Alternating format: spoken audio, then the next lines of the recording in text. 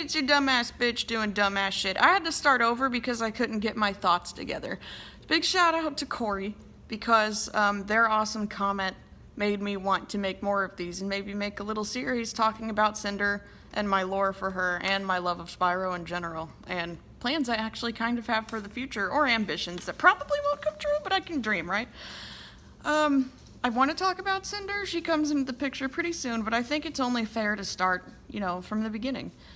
When I was a kid, I didn't grow up with the original trilogy. I really didn't even know it existed.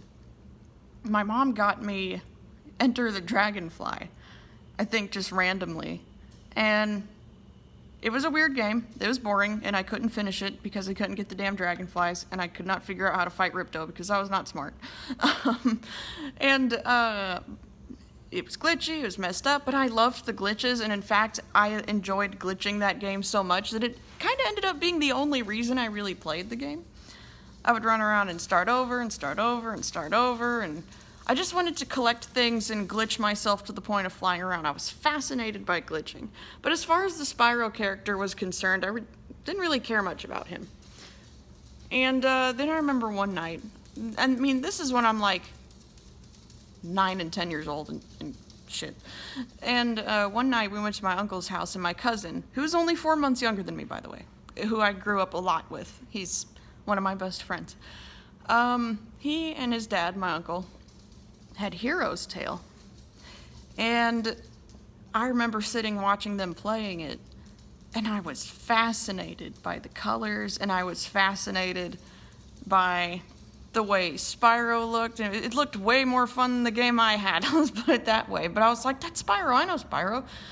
And, I played video games. I've been playing video games my whole life. And I remember just begging over and over again, can I please play? Can I please play? Can I please play? They would not give me the fucking controller. I think I had it for like a minute, then they were like, hold on, wait, I want to see something. I'm like, you males are assholes. I was so upset. They just would not, but I kept watching because I was captivated by the environment and the sheep and the jewels, and then Ember came along. They showed Ember, and it blew me away. This little girl dragon, and I thought she was so cute. And me and my little girl brain, the idea of relationships and shit gets imposed on us. So I see her liking Spyro, and I'm like, that is the bee's knees. I was like, that is so cute. I loved her little collar, her little heart tail. I loved that she was pink. I thought she was really cool. My favorite color was blue, but I was all about this pink dragon. And even though I never got to play, I left their house, and for the next few days, really could only think about Spyro and Ember. I didn't know anything about them. I don't even know if I knew her name at the time. I don't remember. I feel like I did, but I'm not sure.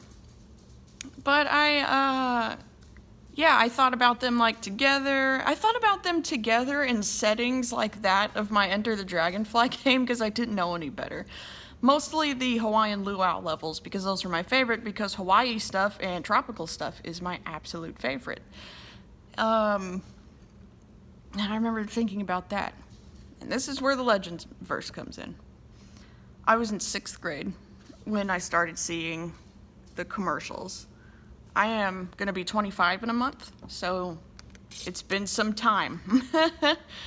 I remember being like, I gotta have that. A lot of kids, it freaked them out, and a lot of people did not like the changes and the new looks and the fact that it looked so scary, but I was like, this looks intense. It looked hard. It actually made me nervous in the way that I was like, I don't know if I'd ever be able to play this game.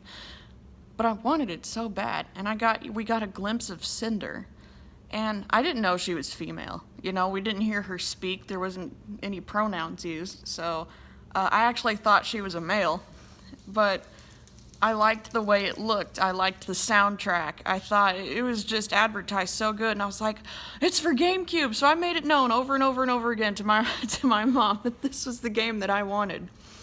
And she heard me, and I think maybe a month or so later, I did eventually get the game. But before that happened, I was already getting so attached to Spyro. Mind you, all I've ever played at this point was Enter the Dragonfly, and I'd only seen the teeniest, less than an hour of somebody playing Hero's Tale.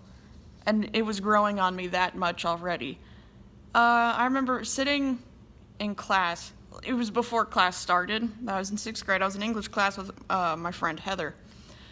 And I had made a little mini comic of Spyro and Ember fighting Cinder. I don't remember anything about it except one page and one line. A couple lines, actually. 2 lines. I automatically saw Cinder as the bad guy, and we jumped to assumptions. And so I'm thinking, Cinder's a boy. But I drew him and Spyro fighting, and Cinder had overpowered Spyro and was about to finish him off. And he goes, I was in 6th grade, okay, don't judge me. But I had Cinder go, see you in heaven. And then, so stupid, Ember runs up and she tackles him, and I had her say, you're not going to heaven.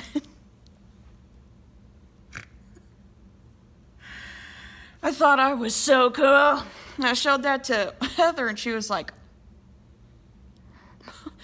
whoa, Faye, that's hardcore shit. So I don't know how that ended. She defeated him, killed him, I don't know. But Ember saved the day, because women are heroes too. But I wasn't even trying to be progressive at the time. Maybe I was, I don't know. I liked the trope. I saw Ember as a little toughie. So she saved him, and that's it. That's all I remember. Now this is where we get into the good stuff. The Legend of Spyro. I get the game. For the first months that I had it, yes, months. I'm a bit of a weenie when it comes to video games.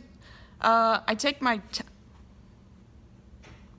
There's fuzz from my hat. Honestly, I'm a lot less distracted inside. It's just so loud and hot out there that I don't want to be out there, so maybe this will be the new norm. We'll see. Maybe I'll shake it up every time. For the first few months, I was a weenie, and I only... Gotta get rid of the distracting notifications! I just say I'm less distracted. I stayed in the swamp. I wouldn't even advance to where the apes were. I think I would get to, the first frogweed, and that was all I could handle. And I loved the soundtrack. I liked the way Spyro looked. I liked the way he bounced and the way his head bobbed when he ran. There goes my hat.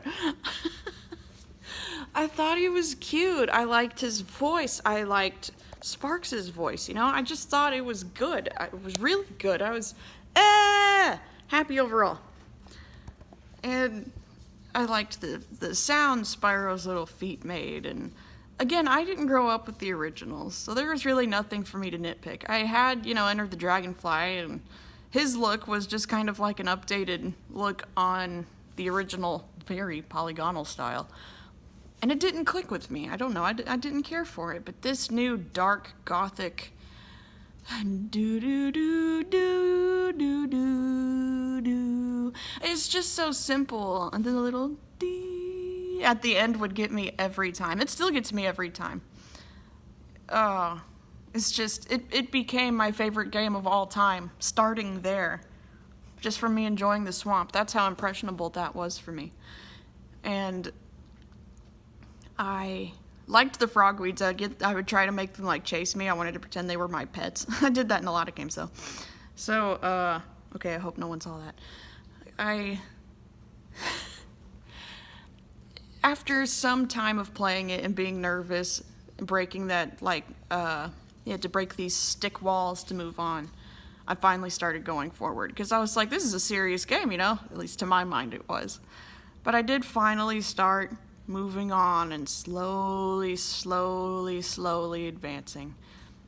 And really enjoying myself. When I got to Dante's Freezer, though, that's when I learned that I really couldn't handle the soundtrack anymore because it would get intense. And that was actually the beginning of what I do now, which is for most games, I will turn the soundtrack off, except for Mario Kart and Minecraft and stuff. I might turn the music down a little on Minecraft, but in most games, just because it helps me concentrate, the ghouls, the floating skeleton guys honestly wigged me out so much. But this was what got me started on Spyro and led to loving Cinder, which we will, I think, get to maybe in the next video. This one I think is long enough. I want to make sure I can actually get it on YouTube. So thank you so much for watching. I hope you enjoyed this, and I hope you enjoy all the ones following it, and that the sound of my voice is not annoying. Talk to you later.